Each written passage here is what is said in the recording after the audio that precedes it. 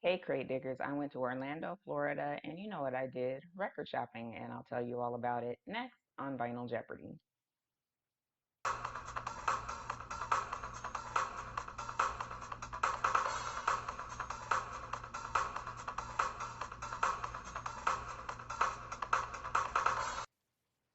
So I went to Orlando, Florida on business, and I had a little time, so I decided to check out a record store. There were about five or six that I could choose from. I only had time for one, and I chose Retro Records. And I found that they were pretty reasonably priced, and it was a small shop, and they had mostly records, some books and tapes and other things. But I like it when the record store has mostly records. So I got a few things. First thing I got is Dana Dane, and you may remember him from the 80s. This is from 1987, and it is called With Fame. This is the record that has on it Nightmares, which has been sampled quite a bit by other artists later. He had kind of a little fake British accent, but that was his thing. So this I got. This is Sugar Walls. This is Sheena Easton. And when I got it home, I was like, oh my gosh, I have like some type of vinyl illness because I know for sure I have this 12-inch. But then I realized that it says right here, I don't know if you can see it, in a gold stamp. This is a promo copy. That's why I bought it, but I had forgotten. So when I got home, I was like, what? I know for sure I have this. Why did I get this again? So it's a promo copy. That's why I got Sugar Walls, and it is 1984. Sheena Easton, and of course, you should know that the writer of Sugar Walls, the composer, is Alexander Nevermind, other known as Prince. So this is another Sheena Easton single that I got, and it is called "What Comes Naturally."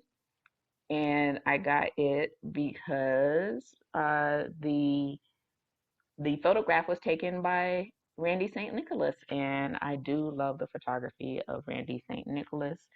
And of course, Sheena Easton's not so bad. It's also a promo copy. Next, I got Earl Hines.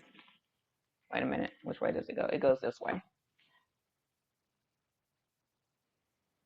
I got Earl Hines, jazz pianist, and this is a gatefold, and it has in here a little description of the tour. So it says this set is a souvenir of Earl Hines' 1970, good year, 1970 European tour. So I am not that familiar with Earl Hines. I've heard of Earl Hines, but I do want to step up my blues and my jazz collection. So excited to hear it. I got this for $3.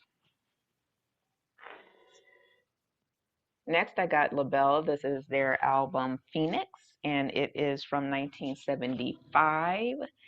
And again, this is something I have. However, I know that the one I have is pretty beat up. It's scratched.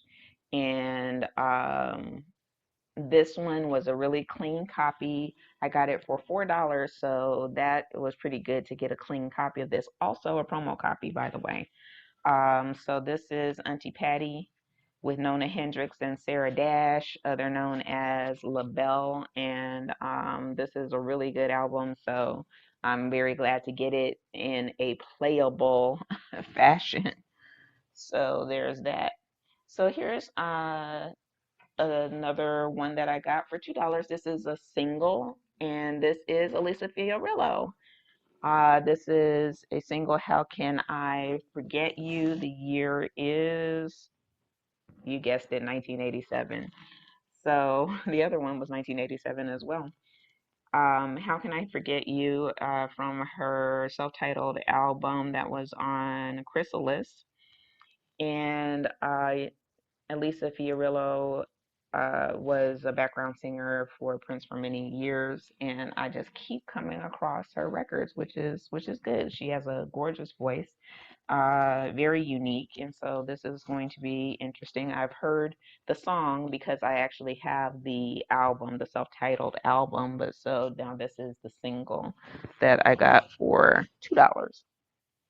So this one was very nostalgic. I got this. This is a promo copy of Giorgio Sex Appeal. This I got for $7 from 1987.